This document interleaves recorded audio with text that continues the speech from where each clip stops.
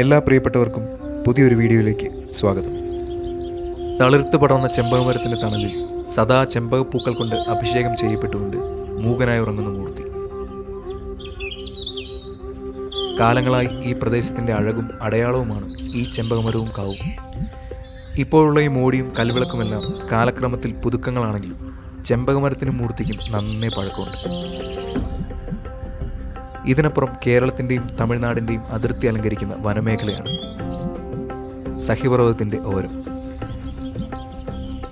ഈ വഴിക്ക് ഇടതുവശം കേരളവും വലതുവശം തമിഴ്നാടുമാണ്. അതുകൊണ്ട് തന്നെ കാലാകാലങ്ങളിൽ യാതൊരു മിനുക്കത്തിനും പുരോഗതിക്കും അവസരമില്ലാതെ ഈ മണ്ണുവഴി നീണ്ടു നിവർന്നു കിടക്കുകയാണ്. ഇല്ലിക്കൂട്ടങ്ങൾ ഇലപൊഴിക്കുന്ന ചെറുവഴികളിലൂടെ യഥേഷ്ടം നടക്കാം. കിളികളുടെ കുറുകലും കാറ്റിൽ ഇല്ലി ഉലയുന്ന ശബ്ദവും മാത്രമേ കേൾക്കാനുണ്ടാവൂ. തങ്ങൾ വന്നുപോയതിൻ്റെ അടയാളം എന്നവണ്ണം മനുഷ്യർ വലിച്ചെറിഞ്ഞു പോയ മാലിന്യങ്ങൾ ഇവിടെയുണ്ട്. ഇല്ലിക്കൂട്ടങ്ങൾക്കിടയിലൂടെ ഇഴഞ്ഞ് പല വഴിക്ക് പിരിയുന്ന നടവഴികളിലൂടെ സഹ്യപർവ്വതത്തിൻ്റെ തുഞ്ചത്തേക്ക് നടക്കാം. കാട്ടുചെടികൾക്കപ്പുറം പാറക്കൂട്ടങ്ങൾ, അതിനുമപ്പുറം അഗാധമായ താഴ്ചയിലേക്ക് കുത്തനെ ഊർന്നിറങ്ങി പോകുന്ന കുന്നിൻ ചെരുവുകൾ, വന്യമൃഗങ്ങൾ വിഹരിക്കുന്ന കാട്. പണ്ട് ഇവിടെയുള്ള മനുഷ്യർ ഇവിടെ നിന്ന് താഴെ തമിഴ്നാട്ടിലെ കമ്പം, ഗൂഡല്ലൂർ പട്ടണങ്ങളിലേക്ക് ഇതുവഴി ഉണ്ടായിരുന്ന ഒറ്റയടിപ്പാത വഴി മണിക്കൂറുകൾ നടന്ന് കാട് കടന്ന് പോയി വന്നിരുന്നു. സഹ്യപർവ്വതത്തിൻ്റെ ഒരു തുമ്പത്ത് ഇങ്ങനെ ഇരുന്ന് അകലെ ശൂന്യതയിലേക്ക് കണ്ണുപായിക്കാൻ ഒരു പ്രത്യേക സുഖമാണ്.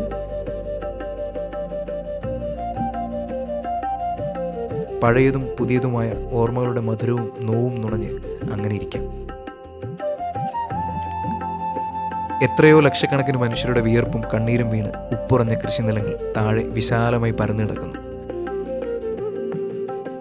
വടവൃക്ഷങ്ങളും തോപ്പുകളും വഴികളും മൃഗങ്ങളും അതിരിടുന്ന മലനിരകളുമെല്ലാം ഏതോ ക്യാൻവാസിൽ പുരണ്ട നിറങ്ങളിൽ ഒളിഞ്ഞിരിക്കുന്ന മങ്ങിയ ചിത്രങ്ങൾ പോലെ തോന്നിക്കുന്നു. മനുഷ്യനൊരുക്കിയ വൻ പട്ടണങ്ങൾ തീപ്പെട്ടിക്കൂടുകളുടെ അടുക്കുകൾ പോലെ വിശാലമായ ഈ ലോകത്ത് നമ്മൾ എത്ര നിസ്സാരരാണെന്ന് കാണുന്ന നിമിഷം ചില തിരിച്ചറിവുകൾ കൂടി നൽകുകയാണ്. നേരം കിട്ടുമ്പോഴൊക്കെ ഞാൻ ഈ വഴി വരാറുണ്ട്. കഴിഞ്ഞ കാലത്തേക്ക് നോക്കി നെടുവീർപ്പിടാൻ, പുഞ്ചിരിക്കാൻ.